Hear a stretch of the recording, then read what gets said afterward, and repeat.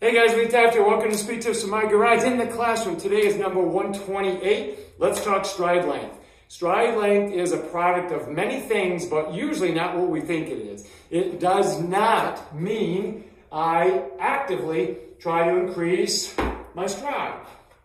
Stride length is a product of force into the ground that allows my center of mass to move further before the next touchdown. Okay, so when this leg takes off, my right leg pushes, and it comes through, and it touches down. Okay, that is completing a stride for this leg, all right?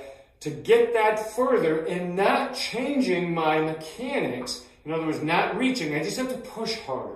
I gotta get into the ground, I have to have more elastic response, more force, ground force, and then carry further, okay? How do I do that? A couple things. Number one, I gotta get stronger. That's gonna take longer. I gotta get in the weight room. I gotta have 6 to 8 weeks, get in to create some more horsepower.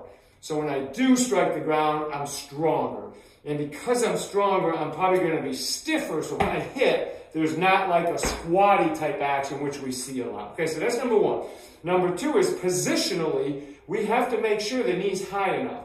So when young athletes run, especially, they come through really low. So my ankle's passing below my knee, gets to here, and I strike down. I can't produce enough force in there because I don't have enough time. I don't have enough range to, if I'm way up here and I strike, it's a lot stronger than right there, right? So we want the knee to be able to come up near parallel and then strike down. How do we do that? Well, we have to practice it. That's a motor skill. It's making sure they have the mechanical abilities to do that by building strength. And sometimes you just, and I don't mean raw strength, I mean postural, positional strength. And sometimes you build that by giving them the license to fail their way to success, which means let them do these drills and build up that capacity to hold these postures and positions. So for example, we might do a smash drill where they run and they're working on getting that knee up to that position by stepping over. We might do what we call a step over run. It looks like the drill I just did,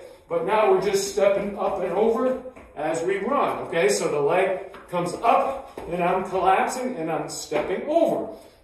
All the time trying to get near parallel without changing my posture. Sometimes we go parallel and we tilt. We gotta not do that. That doesn't help our stride length in hands, okay? The last thing we want to do is make sure the arm length, the arm stroke back is long in the middle of the body, okay? So not out here, not back here, but right here, because that's going to match strike down to the opposite leg. So as I'm going, and I strike down, and this leg is coming through, and I'm hitting that figure 4 position right here.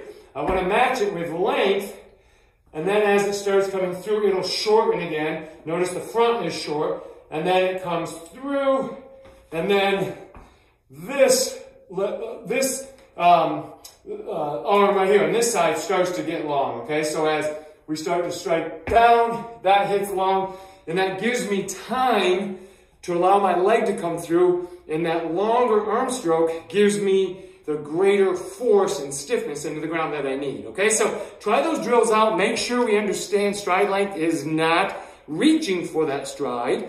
It's pushing so the center of mass travels further per foot contact, okay? Give it a shot. We'll see you for 129. Have an awesome day, guys.